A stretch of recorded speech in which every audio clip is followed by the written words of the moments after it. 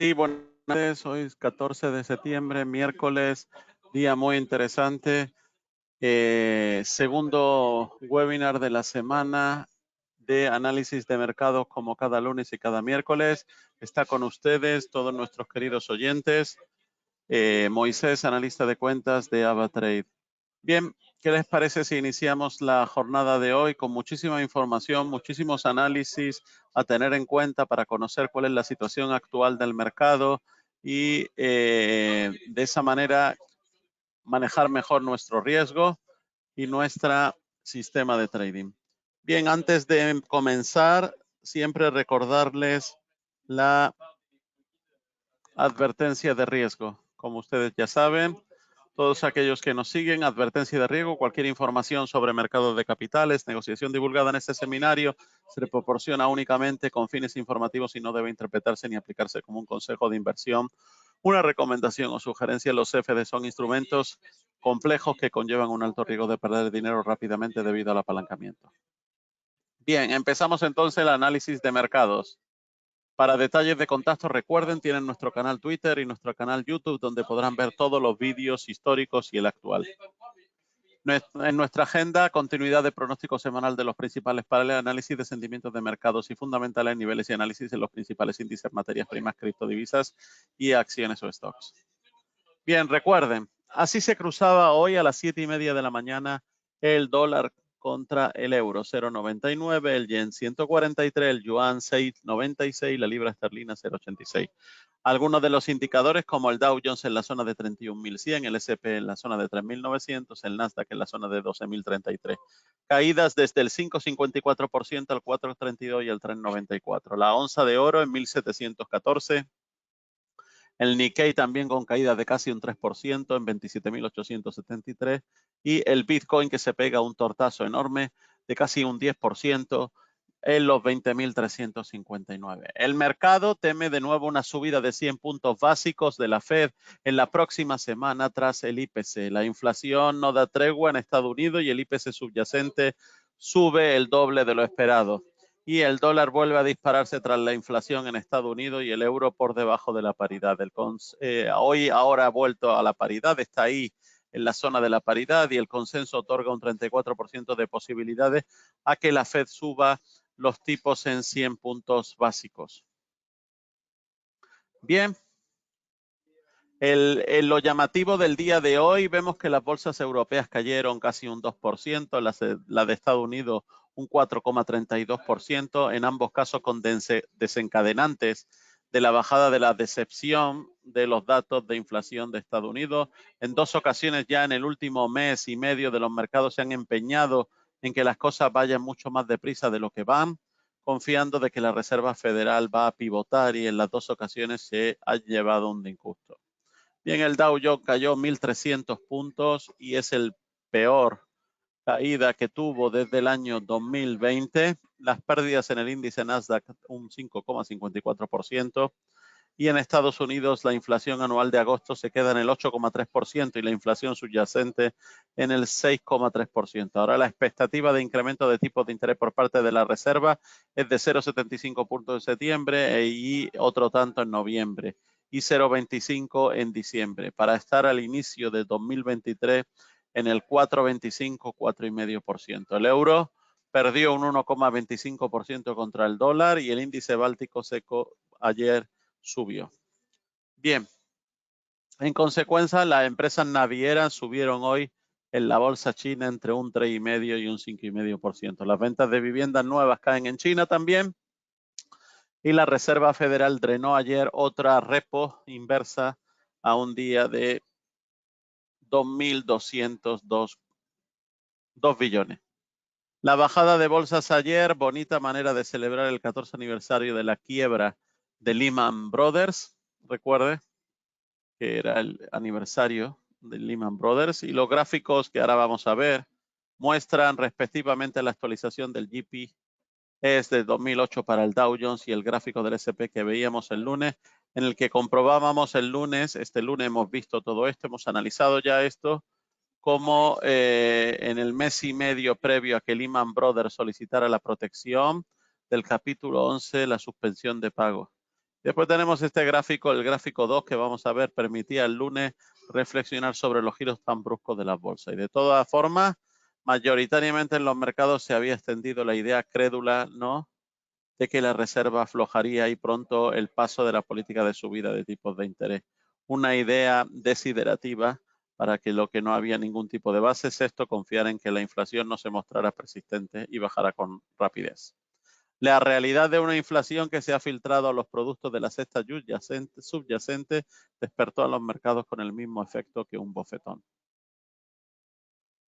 Fíjense, la Reserva Estratégica de Inflación y Política en Estados Unidos, ya se ha publicado el dato de la inflación en Estados Unidos en agosto y defraudó en la expectativa que se habían hecho en el mercado mayoritariamente de la inflación americana y la que puede ser de la evolución futura. Hablaremos mañana. Mañana yo tomaré nota de todo esto y el lunes tendremos en el próximo seminario, en el próximo vídeo de análisis técnico, volveremos a incidir en todo esto para que todos los clientes tengan mucha información, que son días en donde necesitamos información para una buena toma de decisiones. Ayer comentábamos que la Reserva Estratégica de Estados Unidos liberó la semana pasada 8,4 millones de barriles de petróleo, la más alta de la historia y está al nivel más bajo de principios de 1985. Ahora vamos a ver eso. En la parte superior del gráfico muestra la evolución de esa reserva. Esos volcados de petróleo hacia el mercado se producen normalmente cuando hay una escasez que hace subir mucho el precio del West Texas. Por ejemplo, se ve una liberación de reservas en octubre de 1990 tras la invasión de Kuwait por las tropas de Saddam Hussein. Es una manera de intentar que la subida de precios no termine provocando un aumento de la inflación cuya evolución en Estados Unidos se ha incluido en el parte del gráfico. El gráfico tiene unas bandas verticales que son los periodos de los presidentes republicanos y los espacios en blanco son los periodos de los presidentes demócratas. Pensando un poco mal, se puede escrutar el gráfico sin la liberación. En fin, vamos a ver estos gráficos y vamos a entender un poco todo esto. Fíjense, hemos dicho de los republicanos y los demócratas son en blanco, los republicanos aquí en gris, y vemos cómo las reservas estratégicas de petróleo y la inflación, cómo han ido en la época. ¿Ven?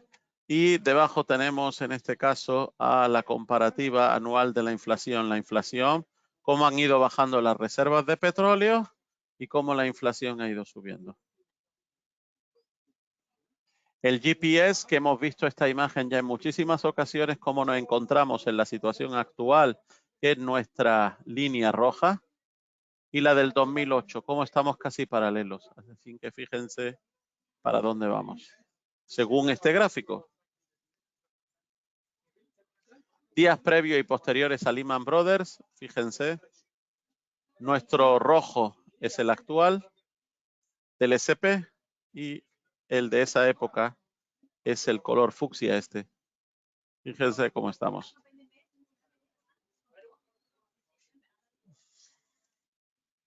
Bien, con respecto al S&P y al Nasdaq, que muchos clientes me han preguntado, pues aquí tenemos en este caso el gráfico semanal del S&P. Nadie se alarme tras los descensos de ayer, porque volvamos a ver más de lo mismo. Cuando el mercado se ha caído y muchos piensan que se va a hundir, comienza en ese momento la posible remontada y tras una buena remontada tenemos las noticias de inflación, que es lo que ocurrió ayer, que se aprovechan para volver a la andada.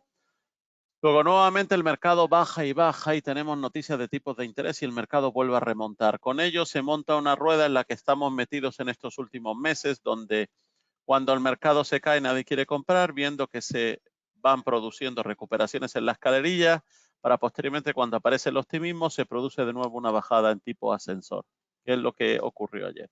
En este primer gráfico adjuntamos el S&P en contado, se puede apreciar que había que nada habría pasado.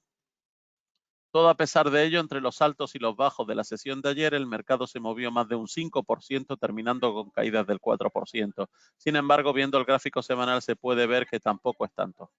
Este es el gráfico semanal. Recuerden que hasta bien poco, cuando el mercado estaba bajando y bajaba mucho, nos comentaban que habían comenzado el mercado bajista. El problema es que no lo contaban cuando ya estábamos bajo los 3.800 y desde entonces se puede observar que lo que vino no fueron más caídas, sino recuperaciones hasta los 4.300. Ahora volvemos a las andadas, de manera que tras lo de ayer seguimos dentro del mismo guión. En el gráfico semanal se puede ver una directriz alcista. formada muy clara. Por ello, igual que la semana pasada, era clave no perforar la baja zona de los 3.880, 3.900. Esta semana estaríamos en el mismo planteamiento. Mientras arriba, las preferencias las marcaremos en un rango de un 1%, siendo el primer nivel a recuperar los 4.080 y el segundo los 4.120. Bajo esos niveles de 3.880 y 3.900, el mercado podría volver a las andadas debilitándose más y continuando las bajadas. Ahora bien, si se consigue mantener esa referencia, sería lo más de lo mismo. Movimientos rápidos con una alta volatilidad, en donde durante 2 o 3 minutos se pueden ver movimientos muchas más veces que no se han visto en 2 o 3 semanas. Para observar claramente la intensidad del movimiento que se produjo ayer tras los datos de inflación, vamos a ver la gráfica del futuro del Nasdaq en seguimiento de barras de 90 minutos y primero apuntar que las barras verdes nos muestran mercado con fortaleza y subida, mientras que las barras rojas apuntan a todo lo contrario, debilidad y posibilidad bajista clara. Viendo lo ocurrido, se puede ver que nuevamente estaría en debilidad bajo la zona de 12.200. Vamos a ver ese gráfico. Fíjense aquí en el gráfico. Y aquí están viendo ustedes las barras rojas. Ayer fue capaz de rondar la zona de los 13.000 a primera hora para llegar casi a los 12.000 a última hora del mercado. De manera que ya ven que todo ello puede ocurrir en una única sesión. Incluso, como se ha dicho anteriormente, gran parte de ese movimiento se produjo simplemente en 2 minutos. Por lo tanto, que no les cuenten historias de que si todo está muy mal, etcétera. Es verdad que no está bien el mercado, es verdad que la economía no está bien, es verdad que todo hay que acordarse cuando el mercado ha subido y ha recuperado, pero no cuando cae de manera vertical en 2 minutos, donde la gente se ciega y las máquinas se entregan a jugar en el terreno que les gusta, sin dar tiempo a la mayoría de los jugadores a entrar en la dirección correcta. Por último, viendo referencias en este gráfico, marcaríamos que las zonas de 11.900 y 12.000 son los niveles a tener en cuenta ahora en el corto plazo. Bajo esos niveles la presión bajista aumentaría con posibilidad de ver nuevas caídas bruscas en busca de los bajos de junio y de julio,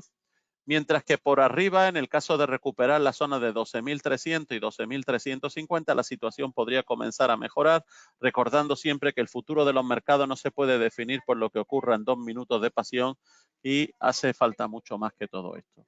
Recuerden también que la inflación del Reino Unido que salió hoy se suaviza en agosto al 9,9%, pero el IPC subyacente avanza y que la producción industrial desciende en un 2,3% de la eurozona y un 1,6% de la Unión Europea en julio.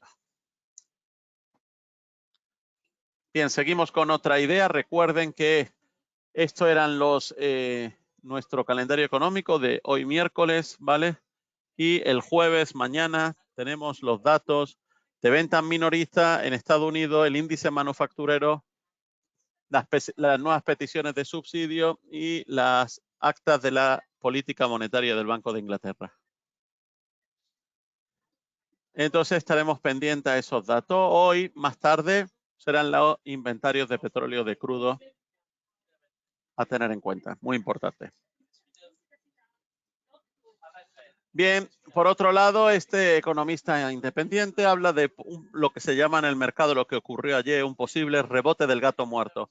El rebote del gato muerto o dead cat bounce, en este caso es una situación de mercado que se produce de vez en cuando y que que siempre me ha gustado por el nombre que tiene, dice este señor, el Ferran Gallofré. Primero de todo, deja que aclarar que aunque en general no tenga un gran interés por los animales, no tengo nada en contra de los gatos, eso dice él. Y el rebote del gato muerto es una situación que se da tras una caída importante en el mercado. Los precios experimentan una subida porque muchos inversores piensan que los precios son interesantemente para comprar. Esa subida no se mantiene y los precios vuelven a caer. Eso es el rebote del gato muerto. Se compara con un gato muerto porque se dice que si tiras a un gato por la ventana, no se queda en el suelo, sino que salta para volver a caer. Espero que a nadie se le pase, etcétera. Tenemos un ejemplo del 2008. Fíjense lo que ocurrió en el 2008. Aquí tenemos, en el 2008 teníamos una caída, un rebote y una vuelta a caída. Eso fue exactamente lo que se llama el gato muerto. Actualmente, ¿en qué situación nos encontramos? Una caída, un rebote y la caída con este pequeño salto hacia arriba. Continuará la caída, puede ser el nuevo gato muerto. Bien, este señor opina de que por más que la situación general que por el gráfico, el dinero profesional ya ha tomado las decisiones que tiene que tomar. Ahora los particulares están con miedo. Hay una percepción muy negativa de la economía en general, pero de momento la sangre no ha llegado al río. Cuando lo haga será el momento de empezar a comprar para el largo plazo. Eso es lo que este señor define. Por otro lado, muchos me han preguntado por el tema de la caída de Bitcoin. La inflación está en este caso bastante ahí, al rojo vivo, caliente en Estados Unidos y hace que se espante y vendan criptos. Bien, se hundió ayer un 7%, fíjese en Ethereum casi cayó un 8% y Bitcoin un 10%. En agosto vemos el sector en general intentaba recuperarse previamente, pero luego del informe tenemos cómo la criptomoneda sufrió nuevas pérdidas hoy para cotizar en la zona de 20.760. Las perspectivas ahora fortalecen la posibilidad de que la Reserva Federal no solo aplique un tercer y gran ajuste de 75, sino que además mantenga la política monetaria bajo una línea dura. Bien, Ethereum cayó también en plena antesala de ese nuevo cambio que pasa de March y la segunda cripto del sector Ethereum también cae un 6%. Para este 13 y 15 de septiembre se esperaba la esperada fusión esta para convertirse, con lo que transformará la cadena de bloques de Ethereum en un modelo de prueba de trabajo a partir de su participación, y el cambio es significativo para el sector en general porque se espera que reduzca la huella de carbono de Ethereum en un 99%. Las criptomonedas se enfrentan entonces a un golpe o doble golpe inusual esta semana, que son los datos de la inflación y la tan esperada y retrasada fusión de Ethereum, aguantando la respiración para dar un paseo por la montaña rusa. Así dice Anthony Trenchev, cofundador de Nexo, la plataforma criptográfica. Bien. Recordar un poco el tema del IPC de Estados Unidos, que vemos que el anterior fue de 8,5%, la previsión era de que fuera un 8,1% y salió en el 8,3%. Fíjense que aquí tenemos los datos actuales. Fíjense que el anterior era el 8,5%, el anterior el 9,1% y el anterior el 8,6%. Y vemos que en las previsiones 8,1, 8,7, 8,8 y 8,3. Siempre hasta ahora mismo, excepto en las dos últimas ocasiones, la previsión en este caso era menor que lo que en este caso, la previsión en este caso era mayor que lo que al final ha salido el actual, pero tampoco vamos a decir que todo el tiempo ha caído el actual en medio de la previsión y el anterior. No se han acercado a la previsión, tampoco se han acercado al dato anterior que teníamos de la última fecha y siempre se han quedado en el medio. Por eso el mercado está todavía ahí bastante dubitativo.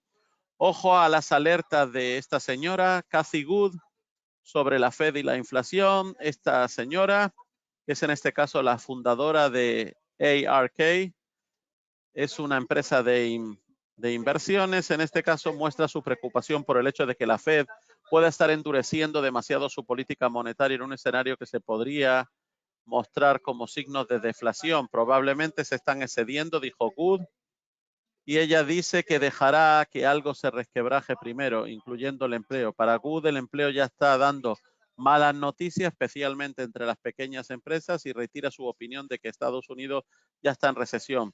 Por ejemplo, señala que los precios de las materias primas como el petróleo, la madera y el cobre están cayendo bruscamente desde sus máximos.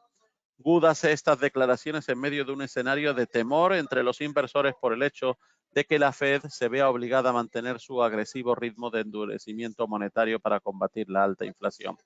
Muchos inversores temen que el Banco Central corra el riesgo de desencadenar una recesión si suben los tipos de interés demasiado rápido.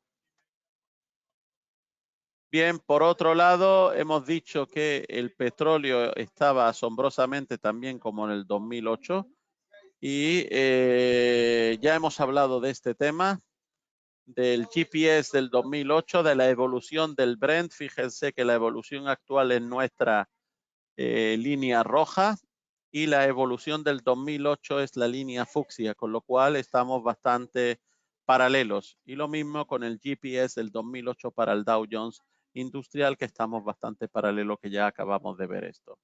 Y por último, la comparación con Lehman sobre el gasoil, ¿vale? En donde vemos allí pues que actualmente el gasoil está aquí, está en nuestra línea y esta es la del gasoil en el 2008. El petróleo BEM en las sesiones previas a Lehman, ayer fue el de Lehman Brothers, 14 hoy. Bien, vemos ahí exactamente cómo en nuestra fucsia y cómo estamos nosotros en el rojo. Así que después hablamos ayer de la previsión, de la prevista depreciación del yuan y del yen. Hablamos en la última sesión y la apreciación y depreciación del yuan la tenemos aquí. El yuan no avanza en su internacionalización y vemos exactamente lo que estuvimos hablando el miércoles. La situación actual del mapa de las acciones del este caso el S&P 500, vemos cómo todas estas caídas han influido de una forma muy fuerte, impactante, tanto en Microsoft, Apple, Google, Amazon, Tesla, etcétera, etcétera, etcétera. La situación actual de los mercados, Dow Jones manteniéndose en 31.200, el Nasdaq 12.100 y S&P 500 en 3.958. Recordemos, no perdamos de vista los niveles que hemos ido hablando acerca del Nasdaq y del S&P 500.